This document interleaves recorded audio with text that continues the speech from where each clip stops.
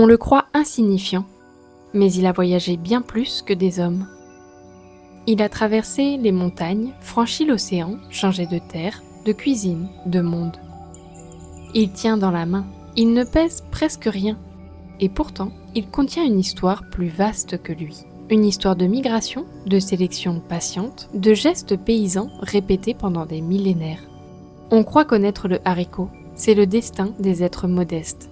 Car lorsqu'on parle de haricot, on croit, à tort, nommer une seule plante. En réalité, le genre Phaseolus compte entre 70 et 80 espèces, toutes originaires des Amériques. 5 d'entre elles ont été domestiquées par les sociétés humaines. Et derrière cette apparente banalité se cache l'une des plus grandes aventures de la coévolution entre les plantes et les hommes. L'histoire du haricot commence bien avant l'Europe, bien avant les herbiers savants, bien avant les routes maritimes. Elle commence dans les Amériques, plusieurs millénaires avant notre époque, dans des sociétés qui observent, trient, déplacent, ressèment. Les analyses génétiques et archéobotaniques soutiennent 2 grands foyers de domestication du haricot commun, Phaseolus vulgaris, la Mésoamérique et les Andes. Le haricot de Lima présente lui aussi une histoire de domestication complexe, avec plusieurs scénarios discutés par les chercheurs. Cela signifie une chose essentielle. Des peuples éloignés les uns des autres ont reconnu, séparément, le potentiel de ces plantes et les ont fait entrer dans l'histoire humaine. Les vestiges archéobotaniques montrent une ancienneté de plusieurs millénaires dans différentes régions des Amériques, notamment au Pérou et au Mexique. Autrement dit, bien avant que l'Europe ne le découvre, le haricot appartenait déjà à des mondes agricoles anciens, à des pratiques de sélection patiente, à des cultures qui avaient appris à le conserver, à le ressemer et à le faire durer. Et ce que raconte cette profondeur du temps n'est pas seulement l'ancienneté d'un aliment, c'est la patience d'un dialogue, car domestiquer une plante, ce n'est pas la conquérir brutalement, c'est apprendre à la fréquenter, à reconnaître les graines qui tiennent mieux en terre, les gousses qui ne s'ouvrent pas trop vite, les formes qui nourrissent mieux, les couleurs que l'on préfère, les goûts que l'on garde. Pendant des millénaires, les agriculteurs ont façonné le haricot par une série de choix minuscules. Ils ont favorisé les graines plus grosses, les gousses moins fragiles, les plantes moins soumises à la dormance. Dans le langage des botanistes, cela s'appelle le syndrome de domestication. Dans le langage des campagnes, cela s'appelle souvent simplement garder les bonnes graines. Le sauvage dissémine, le domestique demeure. Le sauvage s'échappe, le domestique accepte, peu à peu, de vivre dans l'orbite humaine. Les grands changements sélectionnés chez les haricots sont connus. Réduction de la dispersion naturelle des graines, baisse de la dormance, augmentation de la taille des organes, adaptation progressive à des systèmes agricoles et à des rythmes humains.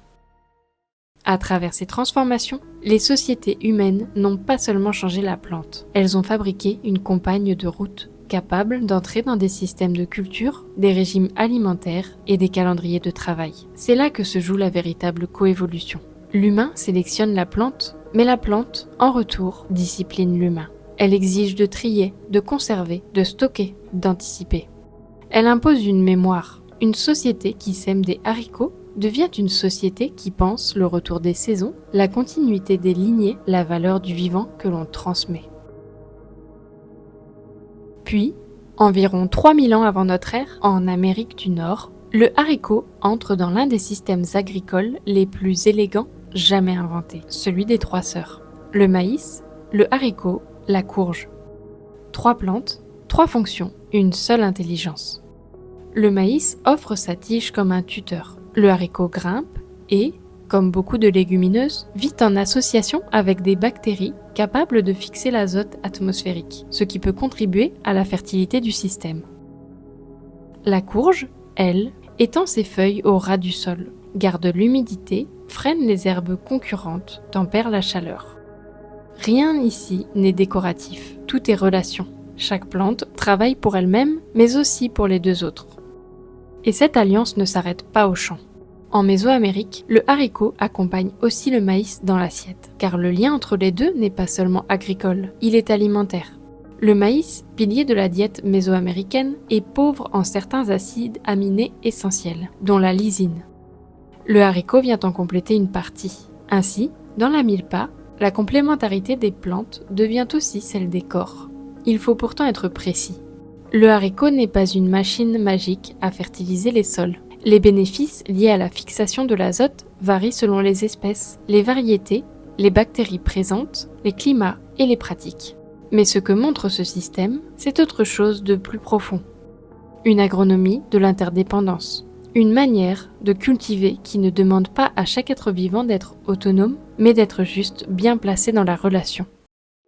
Vient ensuite la fin du XVe siècle. Avec l'ouverture brutale de l'Atlantique entre les mondes américains et européens, commence ce que l'on appellera plus tard l'échange colombien. Le haricot traverse l'océan dans le sillage de la conquête, des échanges, de la violence et des circulations botaniques. Les Espagnols et les Portugais ne ramènent pas une seule sorte de haricot, mais plusieurs formes issues de foyers de domestication différents. Le voyage n'est donc pas celui d'une plante unique, c'est déjà celui d'une diversité.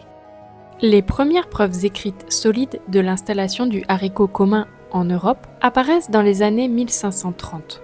En 1532, une source écrite atteste sa présence dans le monde savant italien. Puis, en 1542, Léonard Fuchs publie dans De Historia Stirpium la première image européenne clairement identifiable du haricot commun. En quelques décennies, la plante est passée du choc de la rencontre à l'attention des botanistes. Le haricot change alors de langue, de climat, de cuisine. Il quitte les montagnes et les vallées qui l'ont vu naître pour entrer dans d'autres terroirs, d'autres jardins, mais aussi d'autres habitudes alimentaires. Et comme souvent dans l'histoire des plantes, il ne voyage pas seul. Il voyage avec des empires, des missionnaires, des marchands et surtout des paysans anonymes qui, eux, feront le travail d'adaptation. À partir du XVIe siècle, en Europe, le haricot ne se contente pas de survivre. Il recommence à évoluer. Les chercheurs parlent même de l'Europe comme d'un centre secondaire de diversité. Car les introductions répétées depuis les Amériques mettent en contact des lignées qui, jusque-là, étaient restées plus séparées.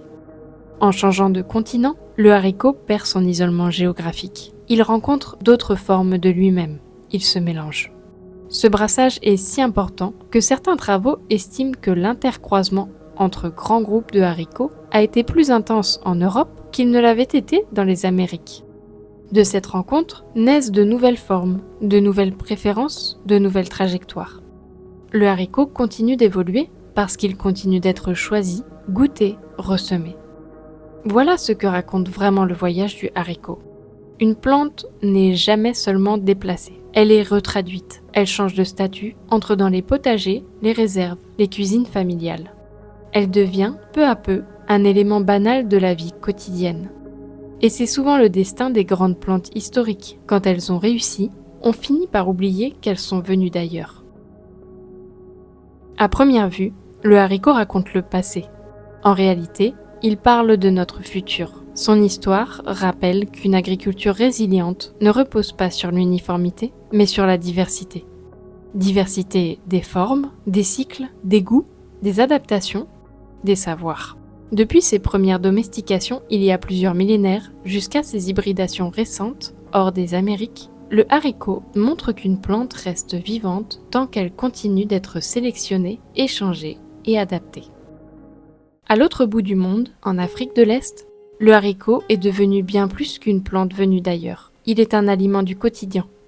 Au Rwanda, il fournit à lui seul environ 32% des calories nécessaires au ménage et 65% de leurs apports en protéines. Ici, le haricot n'est pas un simple accompagnement, il est une base. La littérature scientifique consacrée au haricot en Afrique le rappelle elle aussi. En Afrique, il est cultivé sur des millions d'hectares, consommé et échangé par plus de 100 millions de ménages. Au Rwanda, au Kenya et en Ouganda, la consommation par habitant figure parmi les plus élevées au monde. Autrement dit, une plante née dans les Amériques est devenue, ailleurs, un pilier de la sécurité alimentaire et nutritionnelle. Le haricot nous rappelle aussi qu'un système agricole vivant n'est pas seulement une addition de rendement. C'est un tissu de relations, entre une semence et un sol, entre une variété et un climat, entre une culture et une cuisine, entre une plante et les microbes invisibles qui l'accompagnent. Même la fixation biologique de l'azote, si souvent invoquée, nous enseigne cela. Rien n'agit seul, tout dépend d'une alliance. Dans un siècle obsédé par la standardisation, le haricot porte donc une leçon discrète. Conserver des semences, ce n'est pas archiver le passé, c'est maintenir ouverte une possibilité. Chaque variété paysanne, chaque couleur de grain, chaque adaptation locale est une hypothèse de survie face aux changements qui surviennent. Le haricot, plante modeste entre toutes, devient alors un argument silencieux pour la souveraineté semencière et pour une agriculture attentive aux différences. Alors, qu'est-ce qu'un haricot ? Une protéine végétale, bien sûr, une gousse, une réserve, un repas quotidien, mais c'est aussi une archive vivante. La trace de gestes américains vieux de plusieurs millénaires, la mémoire des sélections paysannes, le souvenir des traversées océaniques de l'époque moderne. Et la preuve, toujours recommencer, qu'une plante peut voyager sans cesser de porter en elle les mondes qui l'ont façonnée.